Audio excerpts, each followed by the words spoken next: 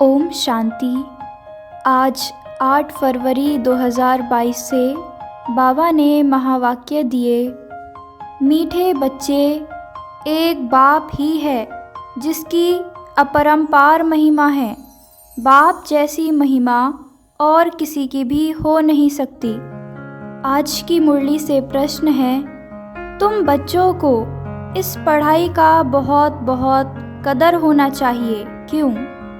उत्तर, क्योंकि सारे कल्प में एक ही बार बाप परमधाम से पढ़ाने के लिए आते हैं। मनुष्य पढ़ने के लिए भारत से विदेश में जाते, यह कोई बड़ी बात नहीं। यहाँ तो पढ़ाने वाला कितनी दूर से आता है। तो बच्चों को पढ़ाई का बहुत कदर होना चाहिए। थोड़ी दिक्कत भी हो तो हर्जा नहीं। तुम्हारे स्कूल गली गली में बनने चाहिए, नहीं तो इतने सब पढ़ेंगे कैसे? बाबा का परिचय तो सबको मिलना है जरूर। ओम शांति। मीठे मीठे बच्चे कहते हैं, यह कौन है? यह कोई साधु सन्यासी मनुष्य तो नहीं है, यह तो और चीज़ है। मनुष्य को तो झट पहचान ले, फलाना साधु सन्यासी है, नाम लेकर कहेंगे फलाना महात्मा है। यह सिर्फ बच्चे जानते हैं। बच्चा कहा जाता है आत्मा को। आत्मा ही सब जानती है, शरीर नहीं। आत्मा ही कहती है यह फलाना है, ऑर्गन्स द्वारा जानती है। अगर आत्मा ना हो तो यह आंखें काम ना कर सके। सब कुछ आत्मा ही जानती है। अभी तुम बच्चों को आत्म अभिमानी बनाया जाता है। आत्मा कहती है इन कर्मेंद्रियों से फलाना कर्तव्य करता हूँ। वास्तव में आत्मा को मेल कहा जाएगा, फीमेल नहीं। मेल है क्योंकि हम सब भाई भाई हैं। अभी तो नई बातें सुनते हो। यह कौन आया? उनका कोई अपना मनुष्य का रूप नहीं है। तुम जानते हो बेहद का बाप है शिव बाबा, जो इनके द्वारा समझाते हैं। ऐसे नहीं फलाना सन्यासी है, उनकी आत्मा बोलती है, नहीं। मनुष्यों को सारा नाम रूप में अटेंशन होता है। तुम्हारी बुद्धि समझती है यह हमारा बेहद का बाप है। वह शरीर द्वारा हमको अपना वर्षा देते हैं, राजयोग सिखलाते हैं। यह है सबका बाप, सर्व का पतित पावन। सिर्फ मनुष्यों का नहीं, 5 तत्वों का भी है। सर्व की सद्गति करने वाला है ऊंचे ते ऊंचा बाप। सृष्टि में महिमा करने लायक है तो एक बाप ही है, दूसरा ना कोई। ना ब्रह्मा विष्णु शंकर की महिमा कर सकते हैं। उनका बर्थडे मनाकर क्या करेंगे? लक्ष्मी नारायण, जिसका कंबाइंड रूप विष्णु है, अभी वह कहाँ है? लक्ष्मी नारायण पुनर्जन्म लेते लेते अभी अंतिम जन्म में हैं। फिर शिव बाबा लायक बना रहे हैं। सर्व का सद्गति दाता वह एक ही है, महिमा भी एक की ही है।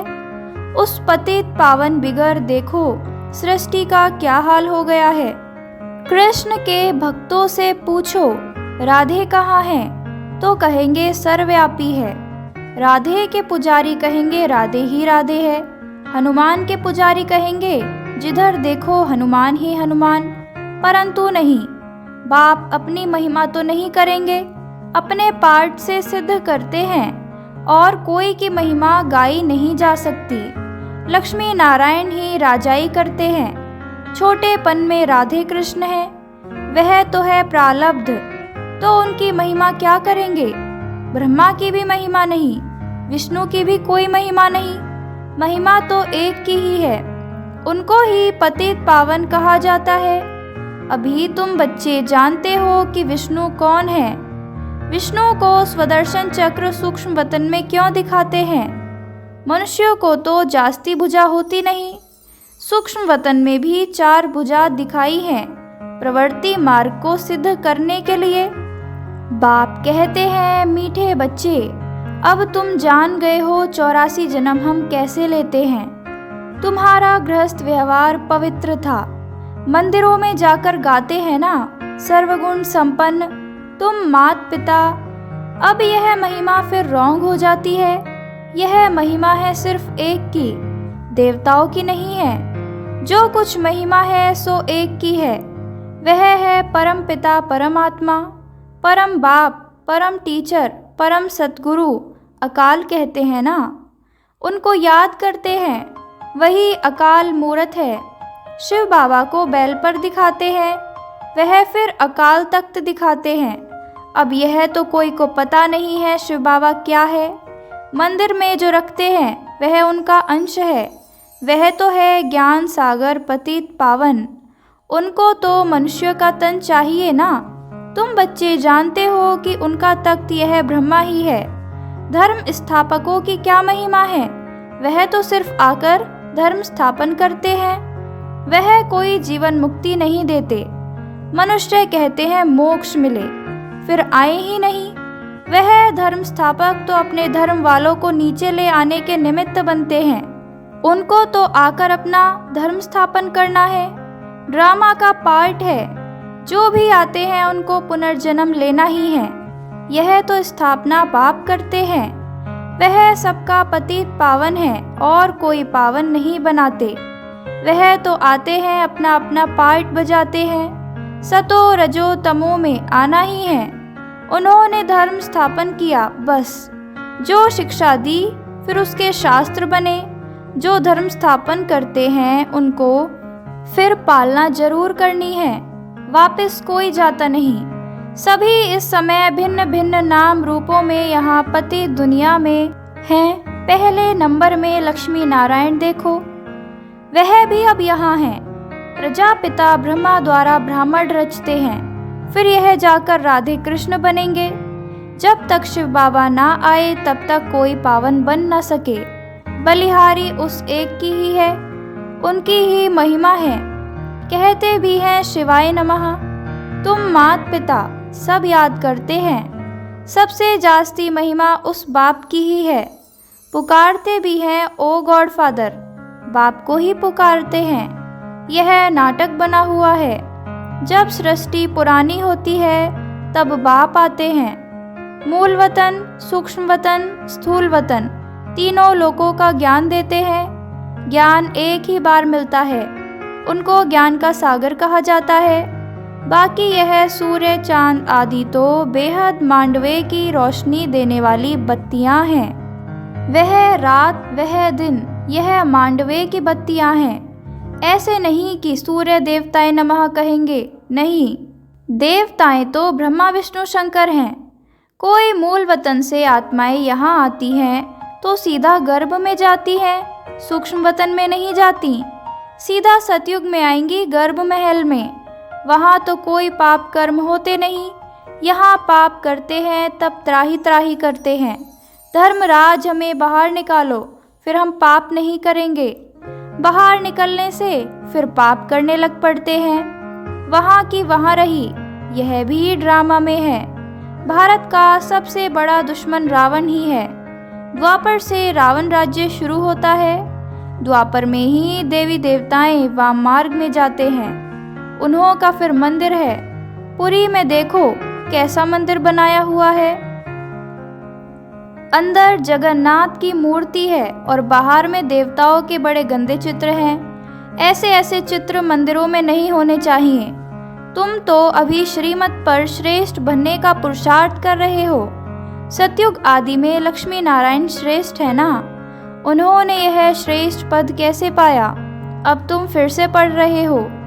बाप कहते हैं मैं कल्प कल्प कल्प के संगम युगे फिर से आता हूँ, आता ही रहूँगा।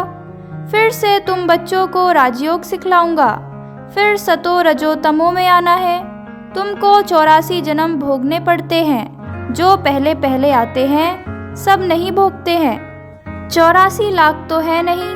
मनुष्यों को जो कुछ कोई ने कहा वह सच सच कहते रहते हैं। अगर 84 लाख जन्म हो तो कल्प की आयु बड़ी हो जाए। बाप कहते हैं 84 जन्म हैं, सो भी देवी देवताओं के। अच्छा, फिर इस्लामी, बौद्धि, क्रिश्चियंस आदि कितने जन्म लेते होंगे? हिसाब है ना। आते तो बहुत हैं, टाल टालियां हैं। तुम सारे सृष्टि के आदि मध्य अंत को जानते हो। भारत ही पहले नंबर विश्व का मालिक था और कोई धर्म था ही नहीं। अभी उस देवी देवता धर्म की टांग है नहीं, उनका शास्त्र भी नहीं है। यह गीता आदि शास्त्र फिर बनेंगे। ऐसे नहीं तुम जो सच्ची गीता बनाते हो वह होगी, निकलेगी फिर भी वही गीता। भक्ति मार्ग के लिए तो सब चाहिए ना। ब्रह्मा द्वारा समझाते हैं बच्चों को, अब बरोबर ब्रह्मा द्वारा भगवान की प्राप्ति होती है। बाबा कहते हैं यह सब है भक्ति मार्ग। मेरी प्राप्ति तब होती है जब मैं यहाँ आता हूँ भारत में। भारत ही अविनाशी खंड है।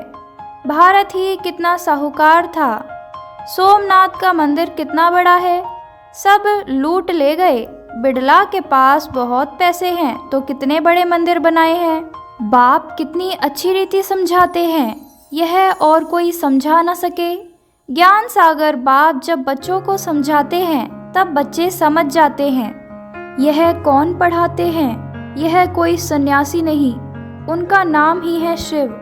सब आत्माएं उनके बच्चे हैं। उन्हों के शरीर के नाम बदलते रहते हैं, इनका नाम ही है एक। कहते हैं मेरा कोई दूसरा नाम नहीं है। तुम तो जन्म मरण में आते हो, देह अभिमानी भी बनते हो। मैं कभी देह अभिमानी नहीं बनता हूँ।